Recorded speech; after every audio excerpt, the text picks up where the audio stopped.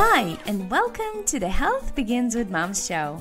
I am Dorit Balvanov, your host.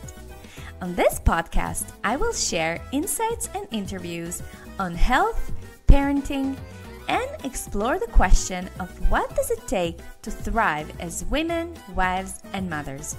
Now, let's get going with today's episode.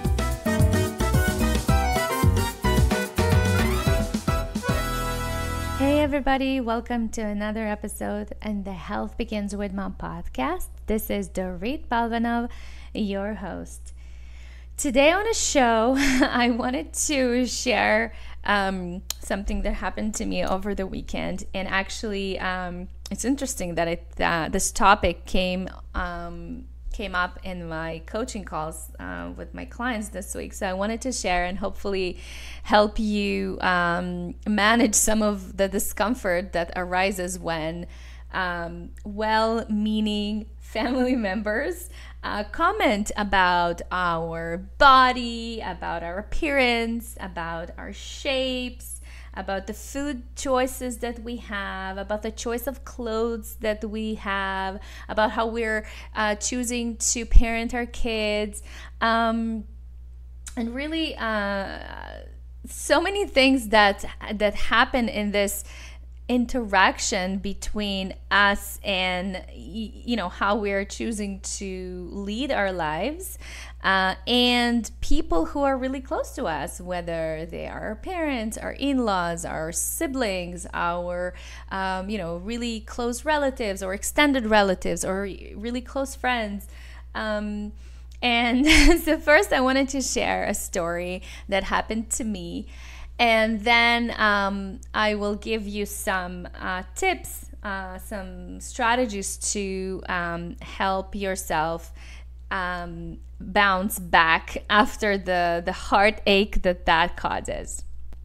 So what happened for me this weekend was my husband was out of town and my mom had a day off from work, and so she was so kind. I was alone with the kids, and she said, "Why don't you guys come over, and I will prepare something for you guys to eat, and we can just spend the day together." And I immediately said, "Yeah, sure. I don't have anything on my schedule. I'm by myself with the 3 girls," and so I said, "Fine."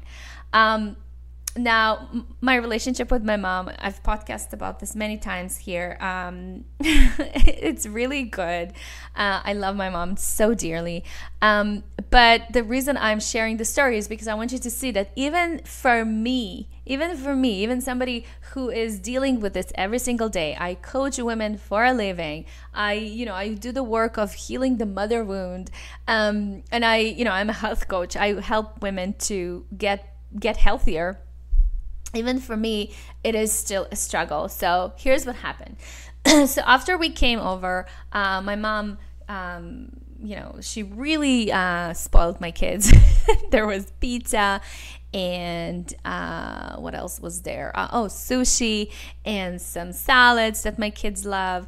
So number one, the choice of food was hers, whatever. My mom really thrives off of hearing compliments about the food that she puts on the table, and it took me years to unpack that. I used to get really upset and really angry as to why are you feeding my kids this crap? Why are you giving them so much candy? Why?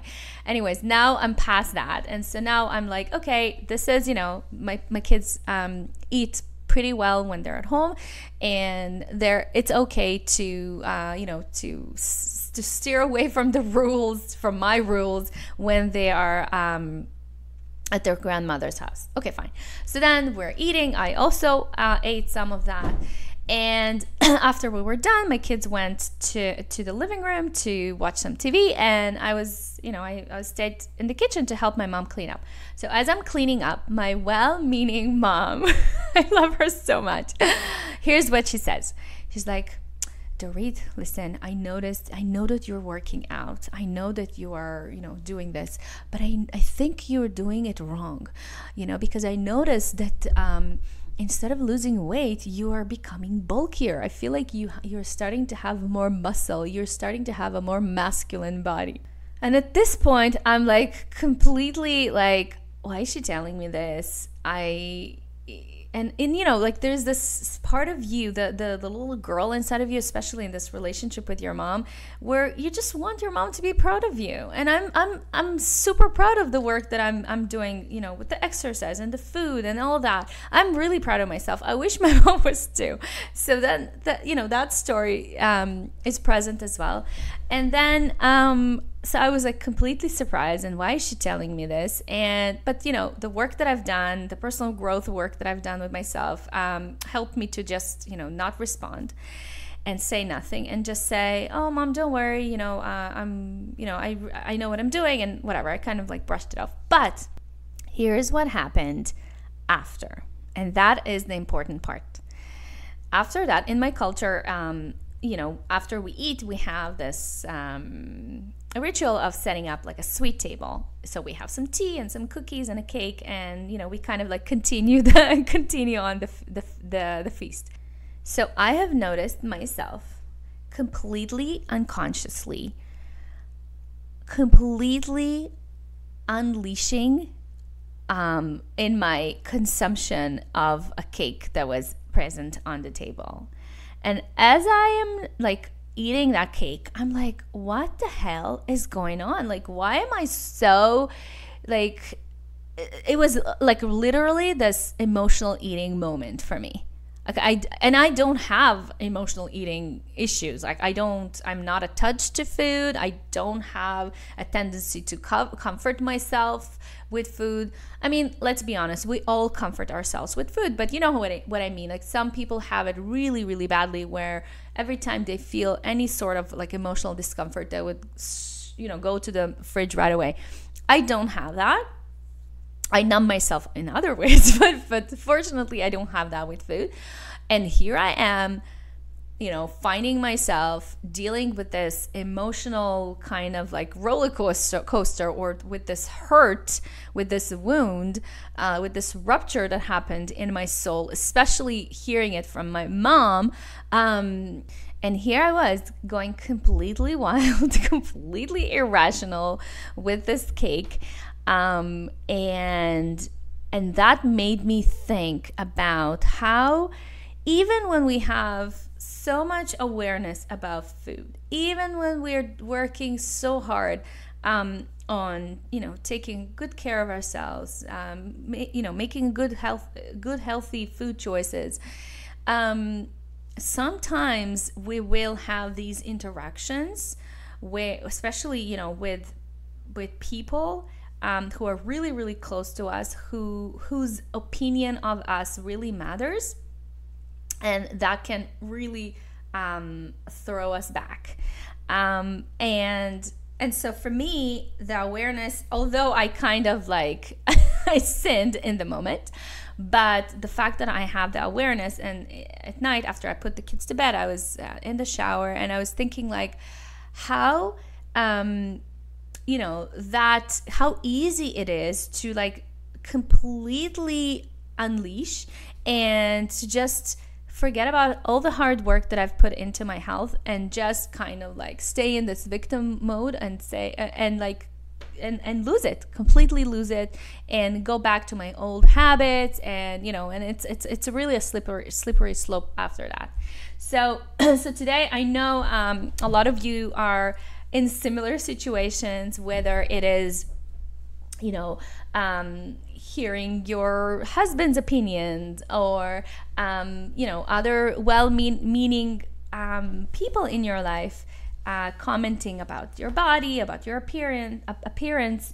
And I wanted to talk a little bit about some of the suggestions that I have, and how I help myself and also my coaching clients to get back on track, and not to lose the direction and the dedication and the intention that they have in their healing, in terms of their healing journey and healing plan. So the first thing that I recommend is to embrace a conflict, okay? Because you need to understand that as long as you are around people, interacting with people, you will get hurt.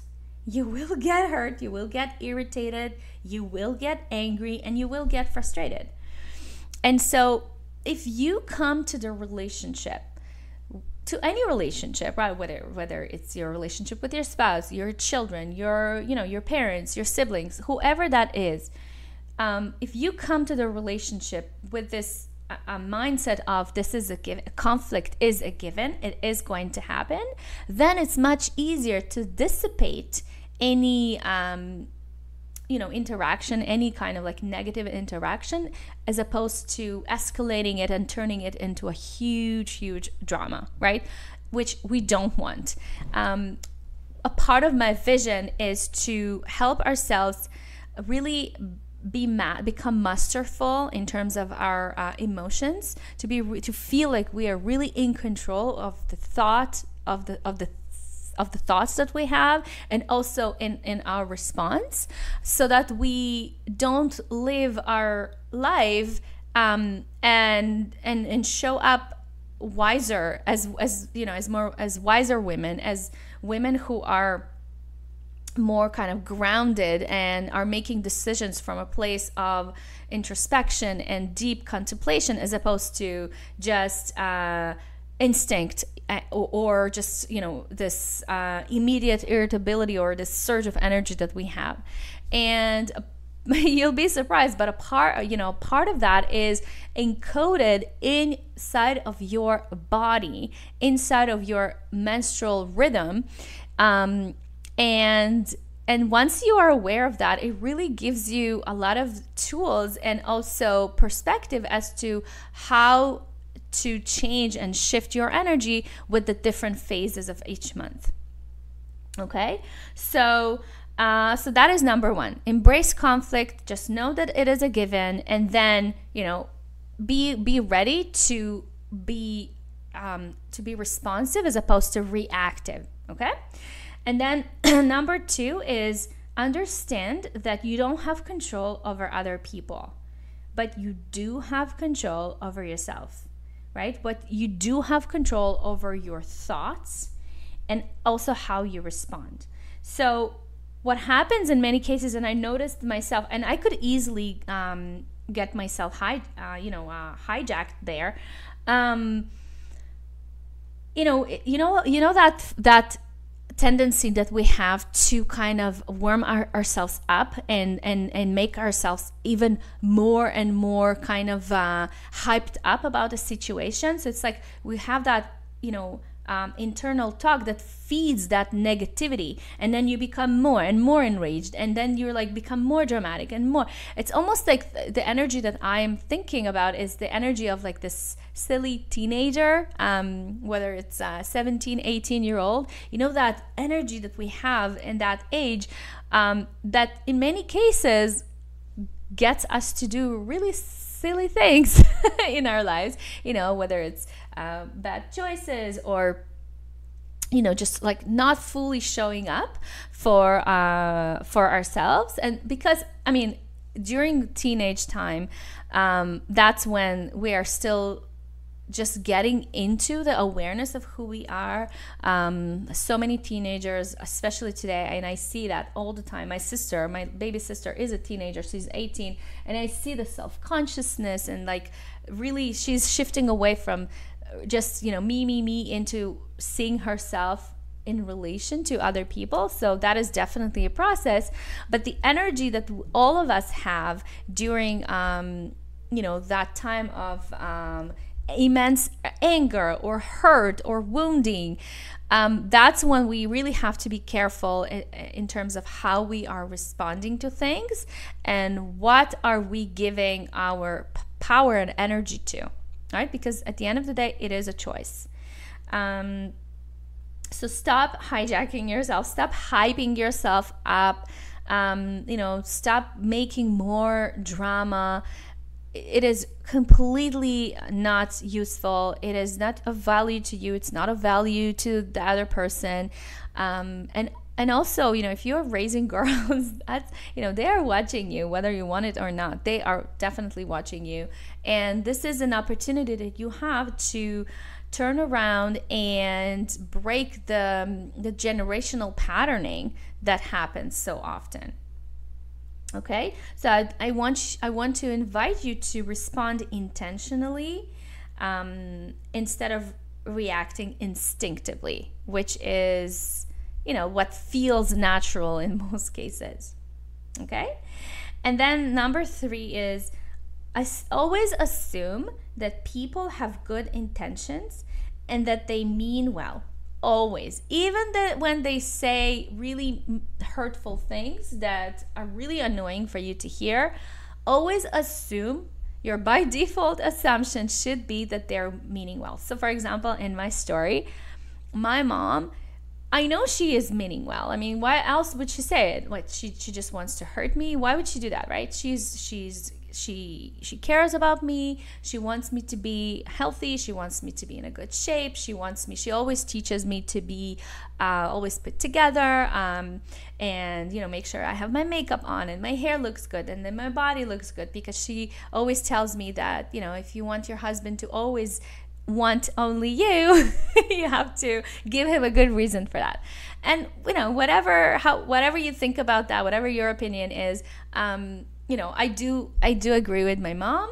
I think that, and I use that as a very powerful tool to attract my partner. And I've had so many conversations with women who complain that that their relationship or their sexual attraction is not what it used to be. And in many cases, it's because, let's be honest, we tend to neglect ourselves, right? We tend to be so wrapped up around our kids and around housework and our businesses and the work, and we forget to go get our nails done, or go get a facial, or to just rest, or to exercise, eat healthier. Like, that becomes kind of like secondary.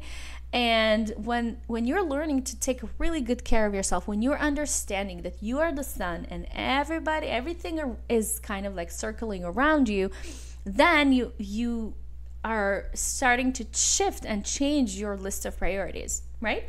So I do think that we should always assume that people have good intentions, because this helps you to diffuse some of the judgment and the criticism that comes your way. And it also helps you to tap into compassion and kindness instead of hostility and self-defense, when you constantly feel like you have to defend yourself, right? So you don't want to constantly feel like you are extinguishing fires. What you want to do is to think about, how can I create energy that feels flawless and really it feels good in my body.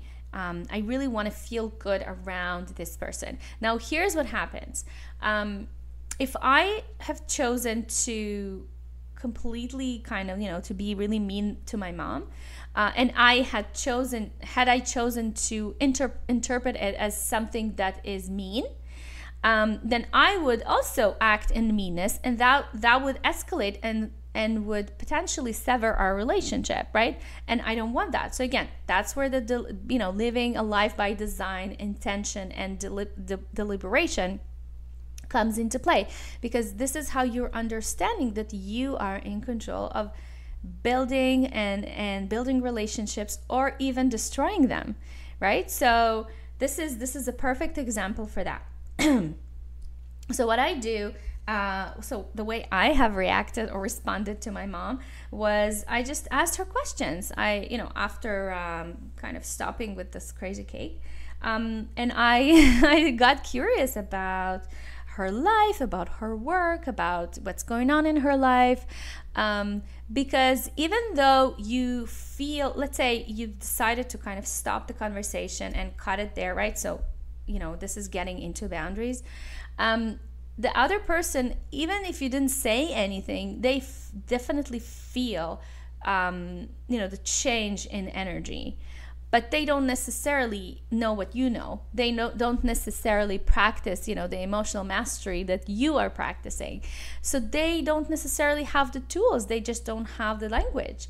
And so it is really your responsibility to show up to the relationship and almost kind of like coach the person into, bringing them back into the conversation. So like I said, in my situation, after taking a few breaths, I think at some point I went to the bathroom, I washed my face, and I came back to the table, and I changed the topic, but I have chosen to ask my mom about how she is, about who she is, because many times, when we tend to be critical of other people, and I know that when people comment about other people's bodies or appearances or whatever it is, it's a projection, right? So I know that, but she doesn't. And so for me to sit there and mother and parent my mom, it's completely unnecessary, waste of energy. I'm not going to do that. I've tried it in the past. I've podcasted about this also.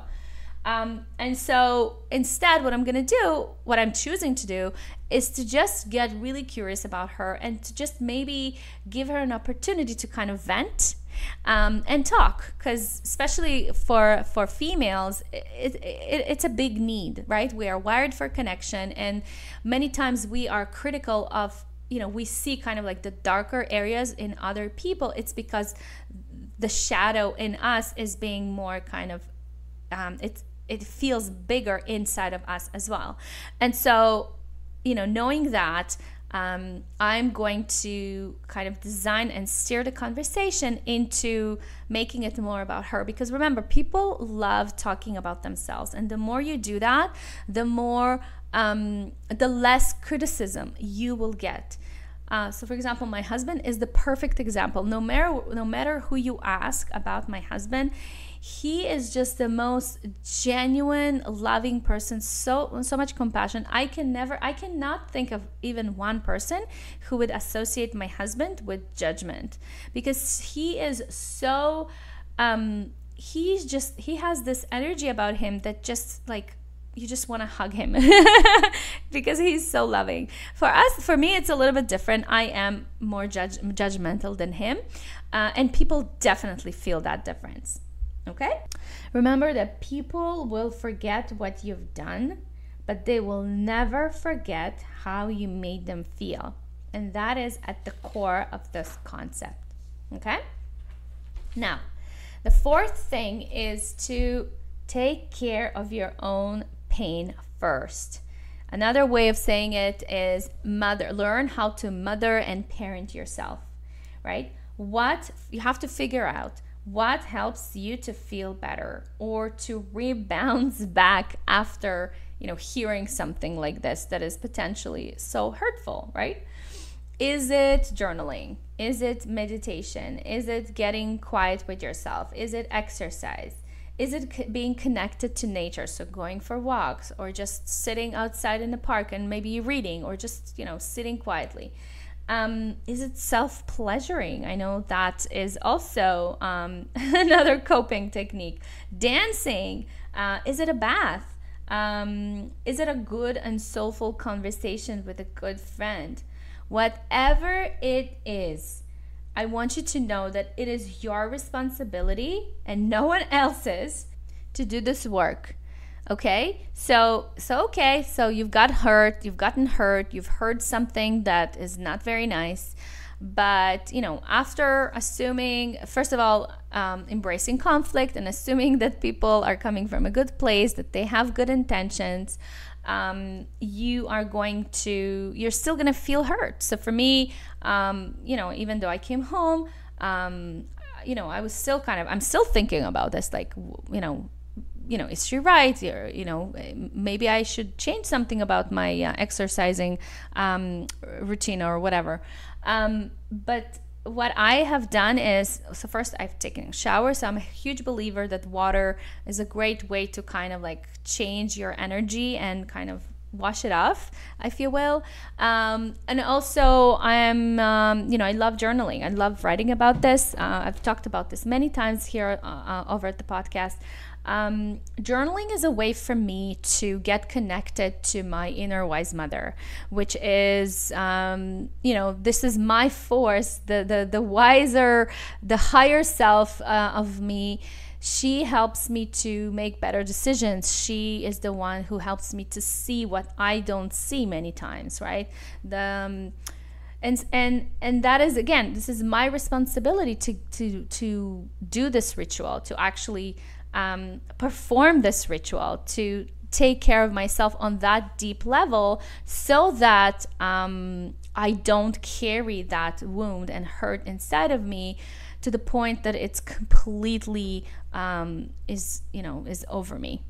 And it's also important to realize that maybe sometimes we can be the target of someone's anger, but not necessarily the source of it, right? So I talked a little bit about that when earlier, when I talked about how it's important to realize that sometimes people are projecting their stuff because of their incongruences and the fact that they are feeling misalignment in their body and in their soul.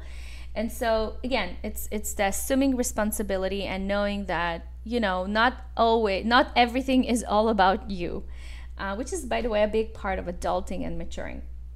And I love how Brené Brown in her fabulous book called Daring Greatly, she teaches a technique that you can use to help yourself feel as a result, and as a result to heal. So let's say somebody said something, wounded you, hurt you, attacked you, whatever it is. So before you attack back, before you respond, let yourself feel what's going on. So you can even, like, if you are like me, for example, I was right there with my mom. You can just close your eyes or excuse yourself, go to the bathroom, and just sit with it. Sit with the pain. You can recite to yourself, pain, pain, pain. Or even you can say something like, oh my gosh, this embarrassment is excruciating and I'm so frightened right now. I'm so afraid. What if my mom is right? What if da. Okay, so you can let, this is a positive outlet of this negative emotion, but not in a way that is done to the other person, so it doesn't affect this relationship, right? So this is, again, it's a way to mother and parent yourself as well, and it's taking responsibility and really owning your stuff. And then you're gonna sit there with the emotion, and usually it takes about 2 to 3 minutes, sometimes maybe 5 minutes, to just allowing the emotion to pass. And it passes, guys. Like, if you've felt ever in your life, and of course you did, then you know that emotions they're like waves. They come and then they go. And so if we can mother ourselves and also raise our kids to know that emotions are normal, we are human, not only human beings, we're also human feelings, and we have feelings, we have emotions, and they come and then they go. And whatever you're feeling right now, that anger, the frustration, the hurt, it too shall pass. And then the last thing that I want to talk about is to create a safe, energetic bubble around yourself. And that energetic bubble, this is actually a very high and deep level practice that I do, and I also teach my clients to do, is that in the morning before you're waking up, that you're going to interact with people, with other human beings. You're just going to close your eyes and imagine like you are surrounded by this. It's almost like a water bubble. You're inside of this bubble and you're safe. It's not permeable. You are completely sheltered. You are you're protected, you're not in danger, and no matter what people do or say, you are always going to stay safe. And that kind of energetic bubbling will help you to start your day right and reinforce all the things that we've talked about today, right? So the first thing is embracing conflict and knowing that this is just by default. If you choose to interact with other human beings, there is going to be conflict, and you better embrace it. Second thing is that you don't have control over anybody else other than you, and specifically about what you choose to think. And the third thing is assuming always that people have good intentions and that they always mean well. And then mothering yourself, taking care of yourself, finding that outlet of you making, allowing yourself to kind of like get back into balance, get back into feeling yourself again without needing to numb yourself, whether it's with food, with sleep, with gossip, or excessive drinking.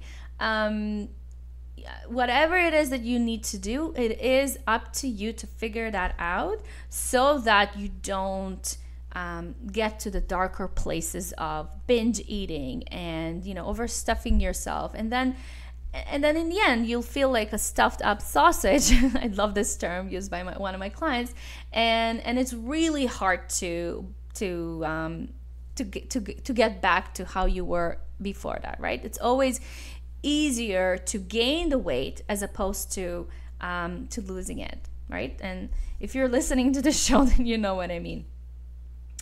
And that's it. That's what I have for you today. So think about yourself and about your interactions with people who are, loved ones, or even not loved ones, or even anybody who you come in contact with. How are these relationships and the way you respond helping you to take care of yourself? And how is it? What are the things that you're going to take from today's episode to help yourself stay collected, stay solid, stay grounded with your vision, with your mission, with your health mission, with your healing journey, so that so you always remember what matters first, what's important first in the list of priority. And I would love to hear back from you. Like if any of these techniques worked for you, please send me an email. You can email me at dorit@healthbeginswithmom.com, or you can always find me on Facebook. I go by Dorit Palvanov. You are so welcome to join my Facebook group. It's called Busy Moms Get Healthy. I see more and more people are asking to join, and that's beautiful. I love it. So just there are 3 questions that you have to answer, and then I will approve you. Please know that if you don't answer the questions, I will not approve you. I want to know that you're actually a real person, and you want to be a part of a community. You want to contribute to the discussion, to the conversations, and to the topics. Other than that, my Health Begins with Mom Mastery is still open for enrollment. I would love to get on the phone with you to see if we're a good fit. If you've been listening to the show and being really curious about what it is that I do, what it is that I offer, and how it can help you to take better care of yourself, then please head on over to www.healthbeginswithmom.com/apply. Fill out the application there. If you are super curious about the Diva dates that I do, this is also still available for you. I still have some openings in my schedule for the month of October. This is a 45-minute conversation, super heart-to-heart conversation with me, and it's all about you, your body, your hormones, your healing journey, your health journey, what it is that where do you see yourself six months from now, a year from now? What are your goals? What do you want to achieve? Where do you feel that you are stuck? I'm happy to discuss all of it with you. So if you're interested to take advantage of that, like I said, it's completely free. It's 45 minutes. You can head on over to my website, www.healthbeginswithmom.com/diva. And there are multiple places on the page where you can book this call with me.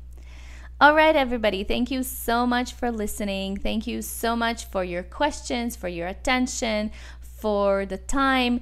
I'm super grateful. If you have 2 minutes, literally go on iTunes and leave a review for the show, so that more moms find this show, moms who want to heal holistically, busy mothers of families, of kids, of daughters who need to hear this message. I would so appreciate if you did that. So just go on iTunes, find my podcast, and write a review. All right, guys, I am sending you off with so much love and so much healing, and I'll catch you next time. Thank you for listening to the Health Begins with Mom show. I love hearing from you, so please post your comments and questions over at healthbeginswithmom.com/podcast. If you love the show, please share it on social media and in your real life with other moms who might enjoy this content. And if you have a burning question or topic you'd like me to hit on the show, just drop me a line at dorit@healthbeginswithmom.com. And if you love this show and really want to support it, please go to iTunes, write a review, and subscribe.